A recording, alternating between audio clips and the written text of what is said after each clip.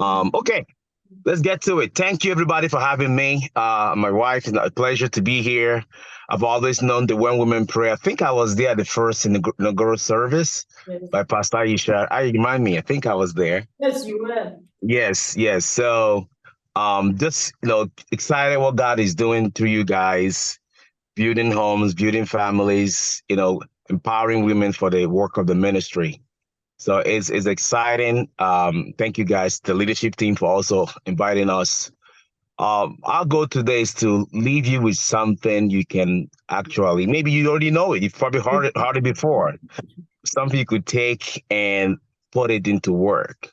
So, and knowing your topic for the day, multiple streams of income.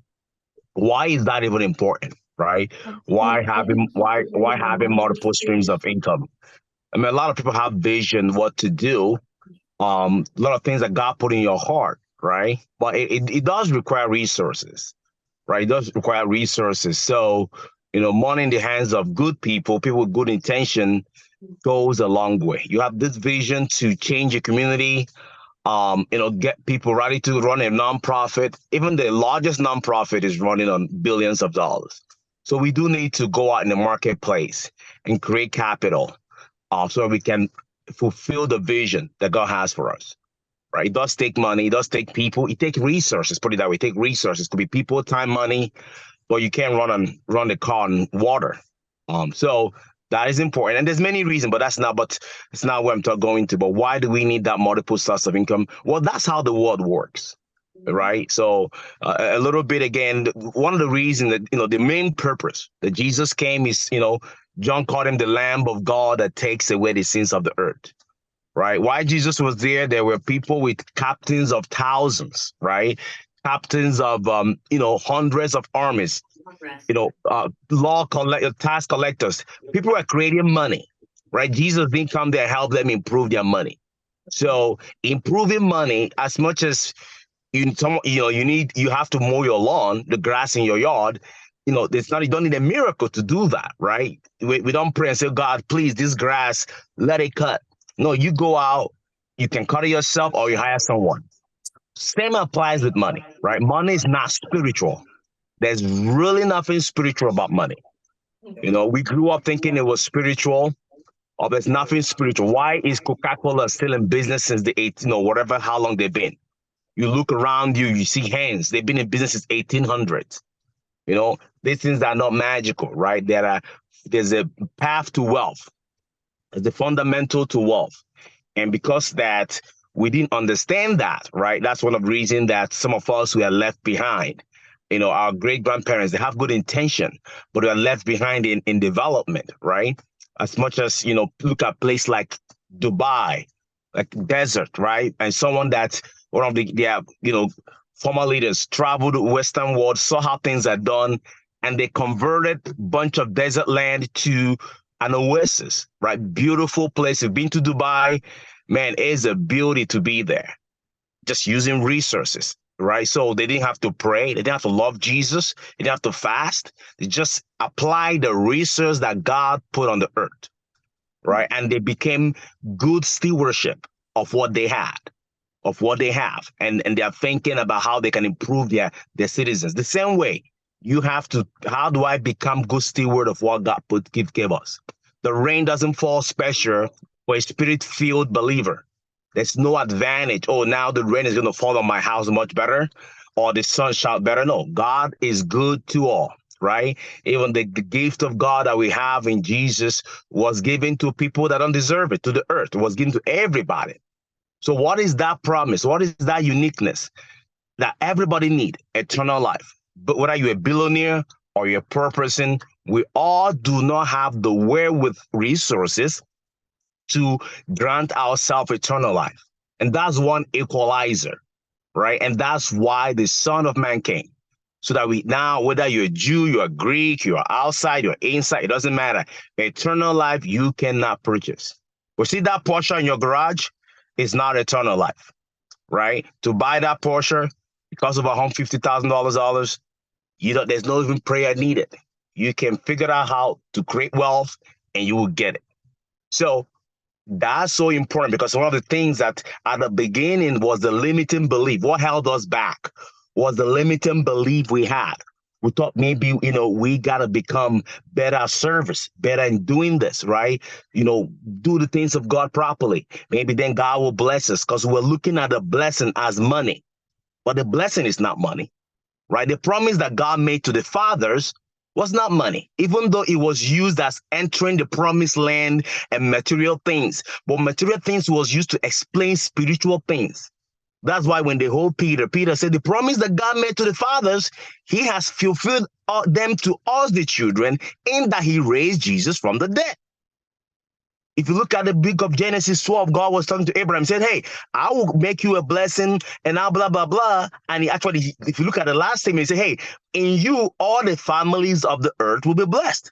So even right in the book of Genesis, God's intention for Abraham, why he should leave his father and mother, is for all the families of the earth, which you believe is that it was Jesus was that seed of Abraham, the promise for everybody. So the promise is not you working in Google. The promise is not you working on Facebook. To work at Facebook, work at Google, that is not prayer. Half of the people there, the leaders there that make $10 million a year, don't even believe in God. Right? Just as, again, you can mow your lawn, money is not spiritual. Right? And Jesus said, hey, a person can gain the whole world. So what will it profit you to gain the world but lose your soul? That means you can go on a mission to gain the world, and you can do it. A man did it. One man built so much that he sent his vehicle to the space. Elon Musk. He has one of his Tesla floating in the space. You can accomplish all of that, but we all still have one thing that is your name written in the book of life. And that was the reason that God became flesh, so that man can become a family of God. So it's not money, it's not material things. So the question now, but we do need material things, right? We saw even with Jesus, the Joseph and Arimathea, there were rich people around him. Poor people.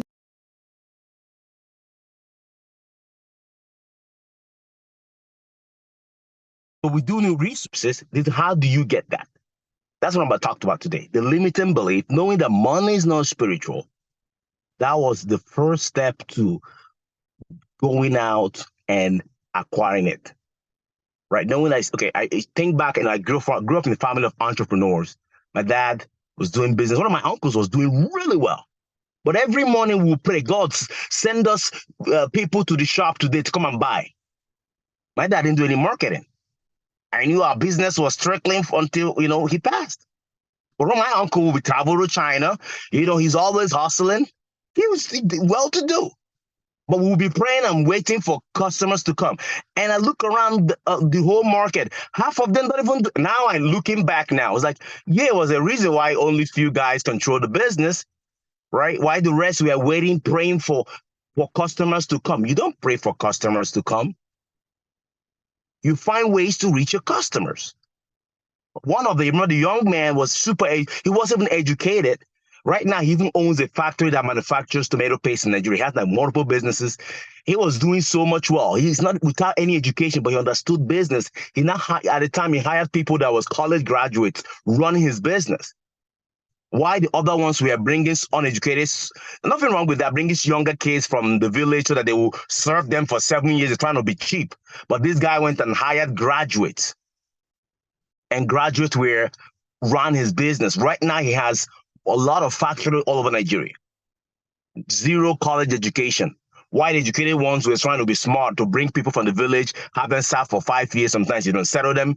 This guy was ahead of the game. One of his staff actually got him to change his business into food 15 years ago. So again, we're talking about more. Why do we need to do this? The limiting beliefs have stopped us from getting to where we need to be at. So that's number one, the limiting beliefs. If we handle that, money is not spiritual, then we're on our way to creating financial freedom. I'm going to go offline a little bit, just because it's Saturday. I just know boys okay, here we go. All right.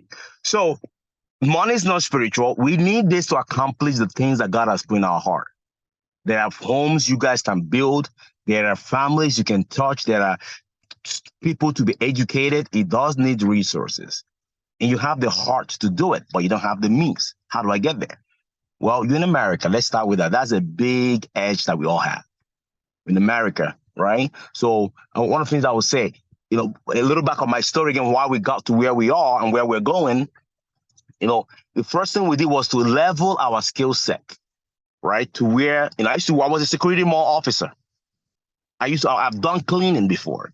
So how do I level up my career so I can 10x what my income or our income? Same way myself, my wife. We leveled our career to the point that we're able to command six figures. It's before I dare not even open my mouth and say I want 100,000 salary. But it was all limiting belief. So I was working in a company where I was consulting there, and one of the consultants I met, we worked there for 3 months, and we became friends.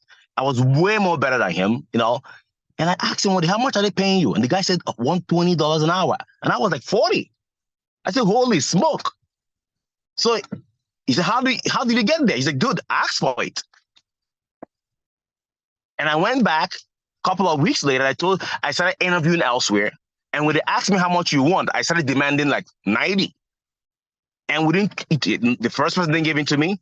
The second company didn't give it to me. But in between multiple interviews, I got that offered. Someone that never saw 80,000 a year was now getting offered 160. I went back to my boss as I'm moving. He said, no, you can't leave. They matched it and even added more.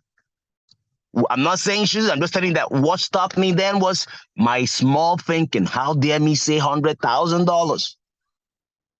That was what stopped me from getting to where I need to be at. The limiting beliefs, right? So if we can take away those things that saying you cannot do it. Oh, I'm not qualified. Maybe I cannot ask that. That's too much money to ask. That's one of the reasons. Why should a football player, making $100 million a year, $80 million a year? Does that mean playing soccer worth that? There's nothing wrong with that. They don't have that limitation on what their earning capacity is.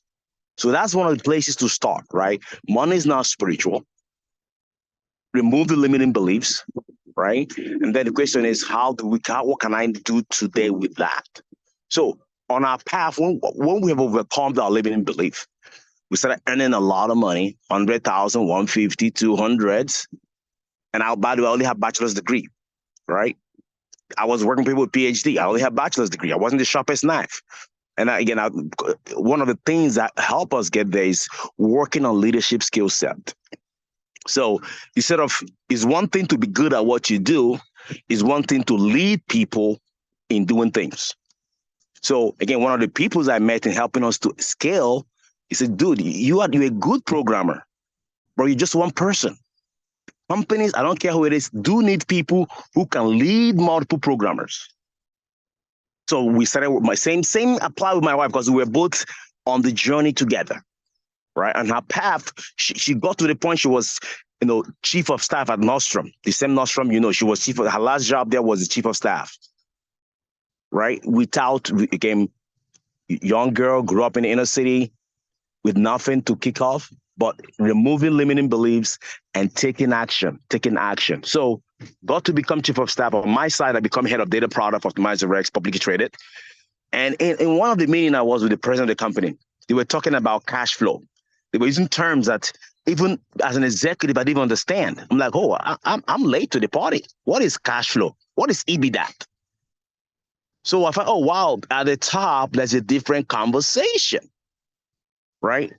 These about multiple streams of income. My president at the time was the president of the company, was an advisor in multiple companies, right? She was drawing money from everywhere, right? You look around you, any artists some of them are acting in movies, right? They do TV ads. They're doing multiple things. They're running shows. They are running programs. They're getting multiple streams of income. But I was only working one job. So how do we get away from that? 2 areas you can apply for us. If you're going to continue your job and you're going to elevate your stuff, you can use real estate, right? And people are thinking real estate skyscrapers. You don't have to start from skyscrapers. You could start from owning the home that you live. right? I have a friend that we've thought about this. He was making $15 an hour. $15 an hour. $15 an hour, and he bought 2 homes on $15 an hour salary.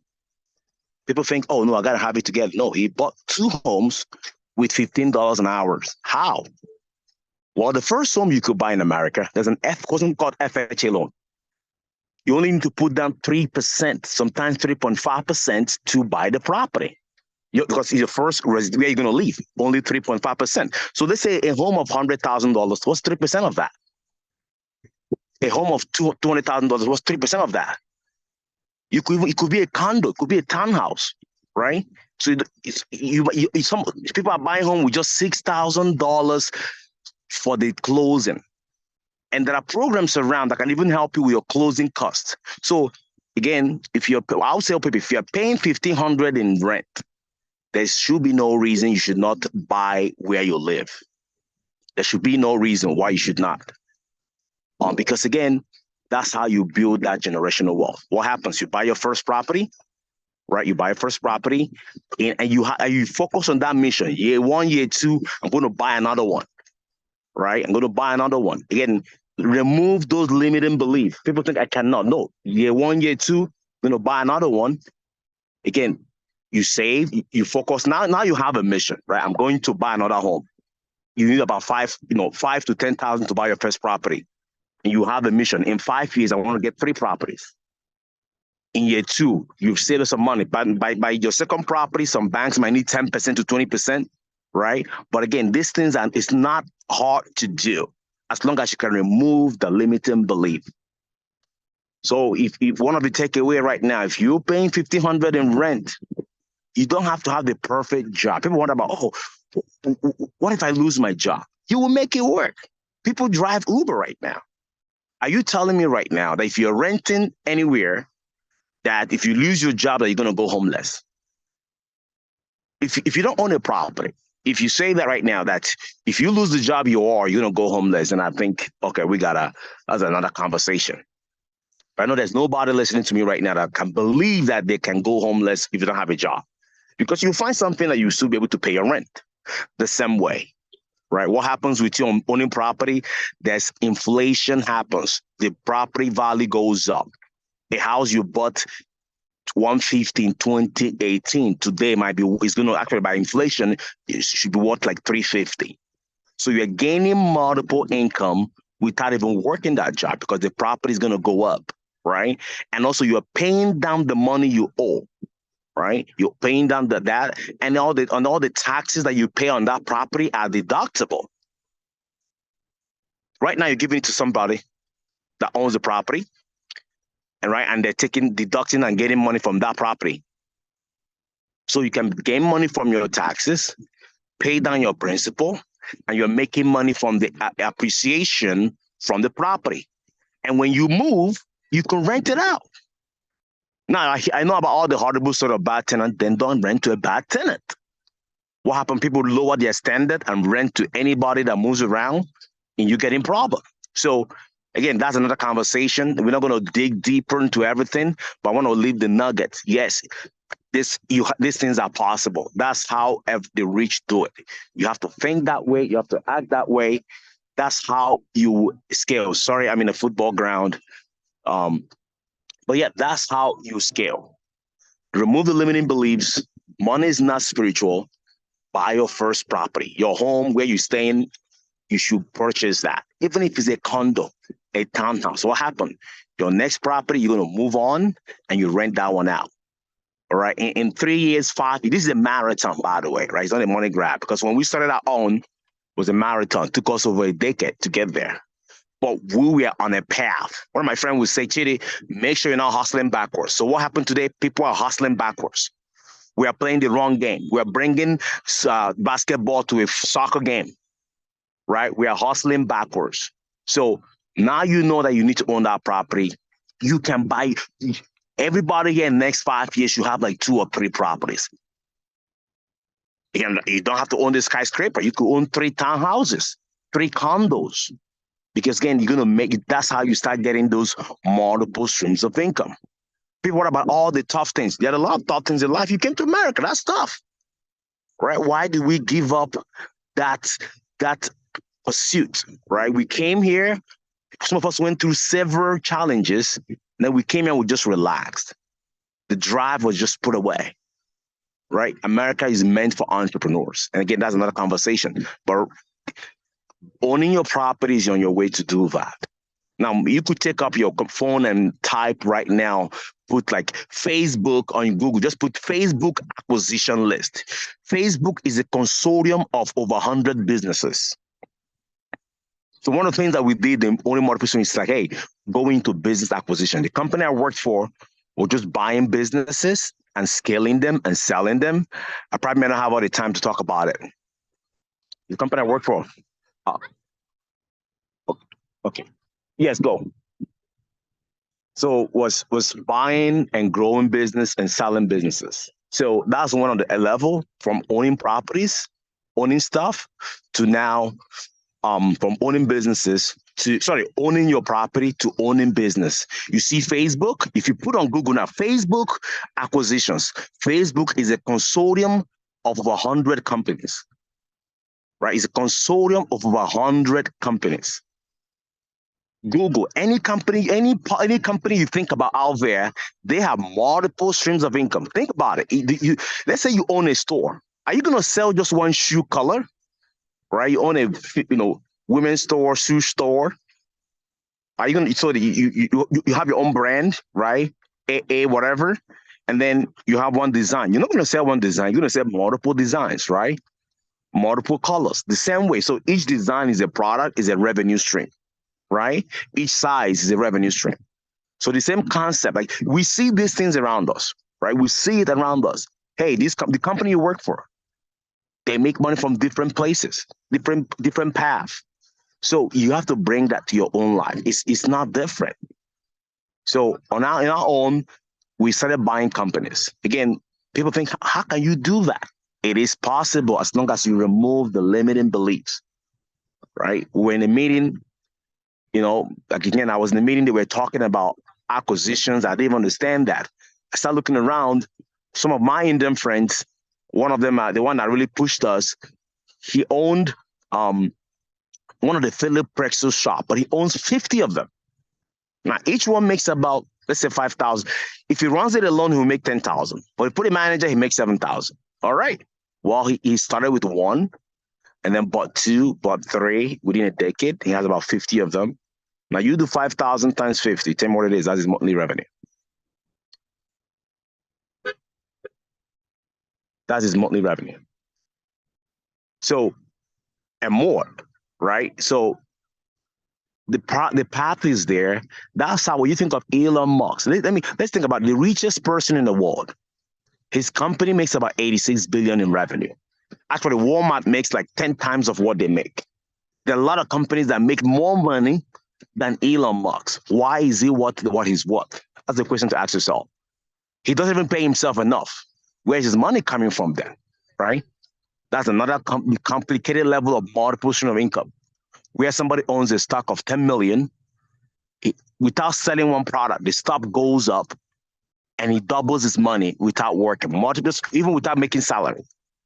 So everybody is doing this. The US government is doing this. Your company you work for today is doing this. They're all doing it. But what happens that the employees were left out of the game? Not everybody. But I could say in our community, those are immigrants who come to America, because we came in some of us in a very tough environment, and we're just trying to survive. I understand, trying to take care of the family home, a lot of obligation, but it then limits us from really opening our eyes and see how does this country work. So if you have to start owning things, owning the home you have, put yourself in a path to own even the company you work for. If you're not that type that I don't want to own a business, then focus on buying properties, right? Focus on that mission.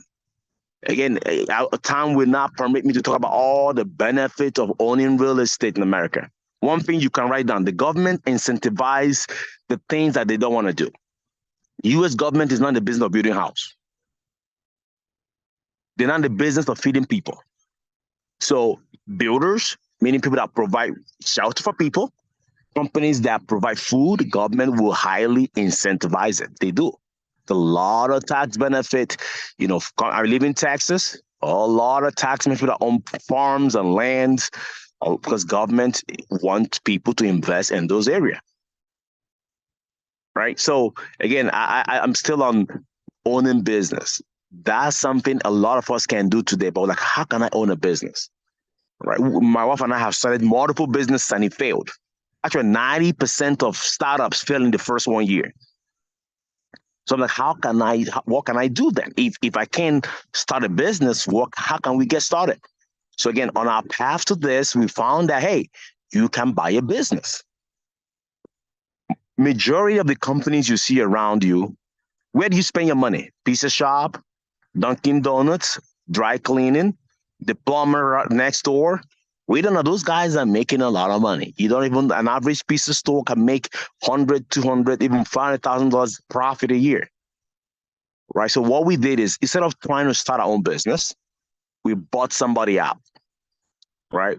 We bought somebody out. And again, we learned this from hanging out with the right people. And these actually aren't Christians. They're mostly Hindus. That taught us this is how the system works. Right. So instead of we've tried 5 businesses, shut it down. I've shipped cars to Nigeria. We've done it all. Right. But then knowing, hey, you don't have to, you can buy an existing business. That is what Microsoft does. Why did Facebook buy Instagram? Right. The people that took site, what happened to BlackBerry? They forgot the game and they were left out. The Android that you see today, Google did not start Android. Android was a startup in Silicon Valley that Google bought out. LinkedIn, Microsoft took over LinkedIn. That's how these companies think. When you sit at the board of multi-million billion-dollar industries, half of their game is who is the rising company that we can acquire, right? It's not about how much sales can we sell, how can we increase our revenue through acquisition. So you can take that same big idea and apply the small idea. Even in Nigeria, the Aquafina, the water company we drink today is owned by Coca-Cola company. Life water that people are drinking is owned by Pepsi. If you go and look at history of some of these companies, type Google acquisition list or type Microsoft acquisition list, you will be blown away by the number of companies they've merged to be who they are today. Growing up, I used to link, this bank, there was consolidation, is actually acquisitions. The UBA Bank, the United Bank of Africa, go check their history. What happened to them? Lemelu started with a small bank, acquired another one, and then went to merge and took over UBA and took it. That's how they grew the company. Acquisition is what, even in Nigeria, the big banks knows how it works. Oh, this bank and this bank merge. No, it's not a merging. Somebody bought somebody out, right? Like right now, we have offices all over America. People are like, dude, how did you get there? I have offices in Colorado, I have offices in Portland, Oregon area, Vancouver, I have offices in Houston, I have in New Jersey. We bought somebody out. The banks, you think banks just come in and zoom into a new area? They will buy a smaller bank. What it does is, imagine, let's say you own a bank in New Jersey. You guys are doing well, you're expanding New Jersey, now you want to go to Midwest. Imagine the effort to find the right location. In business, in real estate, you get location. The effort to figure out the right location, to get the right staff, right, versus teaming up and buying a smaller bank in that area that already have a bank manager, have a location, have customers. Day one you open, they're making money. Now the question is, how to buy is another conversation. But just know we're talking about the principles that work. Right? It's like saying in marriage, talking about having peace and joy in the family. That's the principle. Now, how to get there is another conversation. But you cannot say, yes, there's no need of being at peace and loving. What is the principle for a healthy home? We got to identify it, and then we work backwards. My wife used to talk about, she had all this concept, working backwards, things that she did at, big companies like Nordstrom. What is the principle And then how do I do it? Someone said, you think global, you act local. What is the big plan? Okay, I cannot act like American Airlines. I can own Delta, but how can I apply it to my small locality, right? So we talked about owning real estate, business acquisition. That's how these companies work. That's how Facebook is. That's how you name any company you know today, Shell, Chevron. They've all gone through acquisition, and at the leadership level, that's a lot of the things they talk is, hey, how do we expand to this new market? The question is, who do we buy? Who do we buy to expand into this new market? That's the question, right? So that's what we did. So again, instead of buying $1 billion, we say, hey, let's buy a restaurant. And there are a lot of reasons for that. I want to leave more time for questions. But hey, let's buy a restaurant. So how much do we need to buy a restaurant? Okay, all right. In our case, we say it took us years to save about $100,000. It took us years to save that. But knowing where to go is the beginning of the journey. Oh, it's going to take me 5 years, 3 years, but at least knowing where to go. Our problem is that most times we don't even know where to start, right? But knowing where to start is the beginning. And knowing that you're in the right path, you are halfway there. Knowing that you drive, imagine you're from Nigeria, from Lagos, you're going to Benin, and you are just turning around and going towards Kaduna, right? Knowing that this is the way to Benin, you are in the right path. So, but we bought a business, we saved some money, and it was a restaurant that the guy owned for 10 years, very close to a small university, right? And there's a lot of baby boomers who wants to retire. The guy wants to retire, doesn't even want the company. That's a win-win, meaning I can buy it cheaper, right, and move in. So we bought that restaurant, we took over. That was the beginning of our journey. Ever since, we've just moved the profit over, roll it over, buy another one. And today, by God's grace, we've had multiple stuff, restaurant, logistics. You start expanding, you start seeing, you don't even know how much you have, your capacity, because you've not tested yourself in the water, right? And many times what happens, we tested, we didn't have the right strategy, so we got hit hard. We thought, oh, we can't do it, right? Just know that even us today, we've done 5 businesses and we've shut them down because we didn't have the right formula. So lead today knowing that, hey, money is not spiritual, right? If the government can print it, why are you praying for it? Right? They could just print it. They say, give Ukraine 860 billion, give these guys 15 billion. They will print it. They will send it. Why are you praying for it? So I'm going to end here and leave some time for questions. But I know that you have the capacity, you have the mindset. We thought we could never have done it because we got hit in the face multiple times. But finding the right information, the right mentor, that was what got us to the path. And now, we thank God we can, not just help ourselves and for our family, be able to support a lot of things that God put in our heart, preach the gospel without putting spice on it, right? Because I could come to your place and I wouldn't take your money. I'll give you money when I come to preach for you. And why not? Is there anything wrong with that, right? Why not be the blessing, right? Bless somebody then, all right? Say, how does it feel? So, you can do some of those good things in your heart. And on this note, I thank you guys again, leadership team, Pastor Aisha and the team for having us. And I'll continue in the vision that God has put for this organization and even the founder. God has put great leaders around her to move the mission forward, empower women, build stronger homes. Thank you very much. Thank you so much. Who has a question for him? Anybody? Question? Okay, I have a question. Oh, go on. Okay, can you hear me? Yes, I can hear you. Go ahead. Yes. Thank you so much for this great presentation. The question I have is, there are some of us who are students who are on F1 and we do not have like a green card and stuff like that. How possible is it to start or own a house or something if you are not a permanent resident? Thank you. Sure, thank you. I'm not sure if there's any law in the US that prohibits anybody from buying property. I know maybe they're against China. I know in Florida you can't buy from China, whatever, but I don't think there's any law. But the only drawback is you may not be able. I have to check on that to get loans from banks. I think you have to be at least I have not verified that properly. Being able to you might face difficulty with some banks, even if the law approves some banks. Maybe the people working there are ignorant, not ignorant in a demeaning way, just not knowing the law, right? And they will just deny your loan application. Yeah, but if you're a green card or permanent, you can easily buy because you're not paying cash. If it's $100,000, you're not paying 100,000, right? You're paying about 3 to 5%, and the bank will finance the rest. But for F1 student, I think the first one would be for you to, graduate. I think that's the first mission, right? Graduate. I mean, knowing where to go is perfect, but not all strategy are good to start right now, right? So knowing this is where I need to be at. Okay, but right now, what's your closest vision? We need to graduate very well and maybe find a company that will be able to help you to change your status. So that will be the low hanging fruit for you.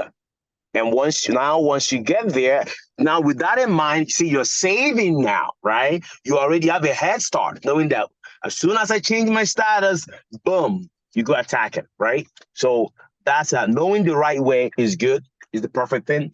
We knew what to do, but we were 5 years away from it. And we took, our first part was, hey, we need to change our job because our job wasn't getting the salary done. We worked our way to that. So for F1, I think that would be my advice: to graduate great, get a good job, and hopefully that can help you change your status. And on your way through that you save a lot, waiting that once you're ready, you could buy your first property. Thank you. Thank you so much. You're welcome. Sure. Do you have any other question? My question is, you said acquisition, and is there a way that, okay, if I try to acquire a property, a business, is it possible, some of us, most of the time, is a phobia, is the management, how to run. Some of us will have, maybe we have the money, they don't want to do the running of the business. Is it possible to invest in business? Is there a pathway to investing in business that I'm not in charge of the day-to-day running? I maybe give a percentage of my money and you give me a pie in the whole slice. A slice in the whole pie. Oh yeah, that's actually what you may hear the word private equity. When you're hedge funds, all of that's what they do. They take money from your 401k. So how do they take money from your retirement plans, pension plans? How do pension plans able to pay their fiduciary requirement? They give this money to investors like us and say, hey, you go buy business, you go manage it, give us whatever percentage that they negotiate. And that's how they guarantee to get money. So when you look at all the, look around you, some of these, even McDonald's franchises, there are pension plans that own hundreds of them, because that's how money is generated, even banks. So yeah, there are companies, there are individuals, you got to do your research, that don't have private equity. You can invest with them. They buy the business, you be a co-owner, maybe you own 10% of it. Business make $1 million or 100,000, you make 10,000 out of it. But yeah, we do that with people, but we're very limited who we work with. But yeah, there's a lot of other people or investors that do that. Okay, does your company do that? We do, but very, we're not hedge fund, so we work with select group of people. Okay, I agree we have lose some. Thank you so much, sir. Sure. I think Ijeoma is here. I know we have like a few. Ijeoma, do you have something to say real quick? Hi, DJ.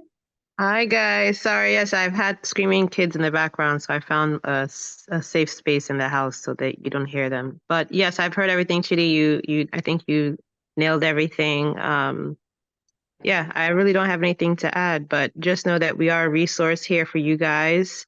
Everyone's asked themselves the question as a 9-to-5er, you're in corporate America, you're grinding, you're working your butt off late nights. How do I build wealth so that I can build cash flow and not have to necessarily clock in to have income? And that's a question everyone asks themselves. It's a journey. It's not overnight, but know that we're here as a resource and we've been there.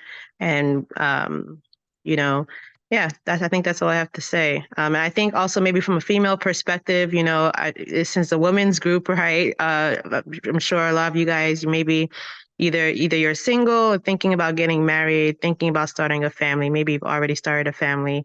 I know sometimes we ask ourselves, how can we balance all of these things? There is no such thing as balance.